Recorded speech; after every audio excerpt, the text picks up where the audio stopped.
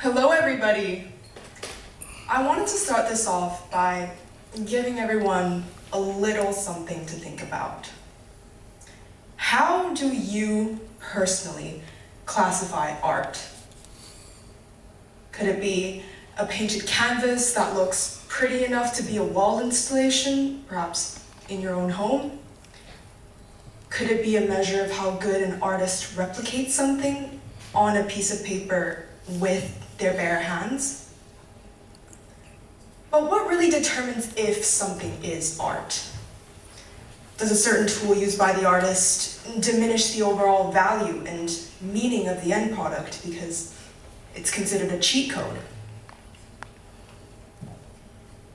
When photography was first introduced in the 1820s, critics from all over the world called it the cheapening of art. Even artists themselves at the time were skeptical about this new invention. They essentially argued that it was a quick replacement and even a ripoff of what was original. When Photoshop was first introduced, people said it distorted reality. And I mean, that's fair enough, right?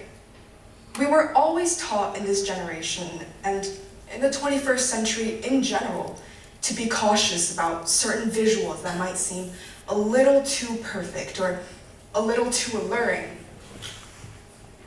And when artificial intelligence was recently introduced, you can probably imagine the public commentary that got. Spoiler alert, it was not very positive, and still isn't to this day. Yes, to some extent, I can understand the frustration when a new concept gets introduced into society, breaking the momentum and flow of individuals, but is it really so bad? A story I was once been told in an NYP art lesson had been about these artists living in a time of war and poverty. Now, I don't know the logistics of the whens and wheres to this story exactly, but despite facing these external conflicts in their country, the artists were able to make use of their surroundings effectively and intelligently to their liking.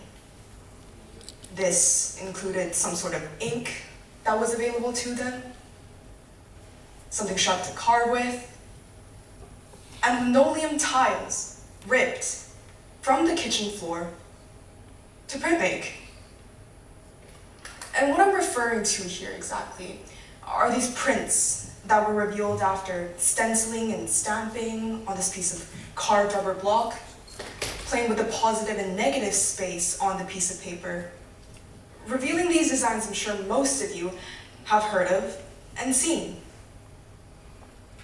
And honestly, people wouldn't even bat an eye before it's revealed that these striving artists manipulated the use of those mundane items in the creation of these elaborate stencils. Now, what gets me every time with this story is the fact that when there are people in the world who find the integration of technology and art as something frightening, as something perilous, there will always be an opposing side and an opposing group to seek it out. And despite being under these very, very, very unfortunate circumstances, the artists were able to use the very innovation that allowed them to power through to create these intricate relief paintings. And that leads me to say, the way I interpret the establishment of culture is with the appreciation for what is currently available to us, which in this case is technology, and wielding it as a tool in the production of art instead of constantly having the fear of it controlling us. So, I want us to be more like those artists, the ones who can still keep their conviction in their focal point, no matter what timeline and era of hardship. There should not be a case of outlawing photography as art. Albanian photographer John Milley, for instance, utilizes photography and a technique called double exposure to communicate the beauty in human movement. He essentially creates these overlapping images in a sort of stop motion effect in black and white to accentuate the dynamic movements of the human body in one single frame. This should not be a case of scrutinizing Photoshop with suspicion. We've seen what the 9th grade art students have accomplished and mastered with Adobe Photoshop to help their extension in self-expression. They essentially created these overlapping images and self-portraits together combined with edited elements all around them to convey a personal theme of experience and emotion and identity and culture. And this should certainly not be a case of revolting against AI, when it can instead possess the potential to open up an avenue to aid our imagination when creating art. Because at the end of the day, it's what we choose to do with the innovation, is it not? Not the other way around. Let's get back to the question I've given everyone at the start of this speech. The one asking, what determines if something is art?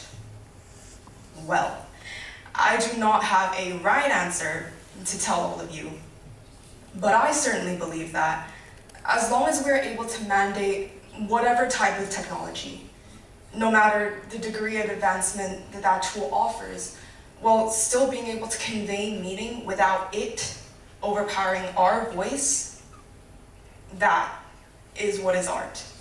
And that is what should be celebrated. I believe that culture must be a shared experience and sensation. Simply avoiding something that is known to be inevitable is just not a way of respecting it. So, I'll now sum up my point with what former Chief Creative Officer of Pixar, John Lasseter, had once said, because he is, quite frankly, a sage, and I could not have worded this any better. Art challenges the technology, and the technology inspires the art. Thank you.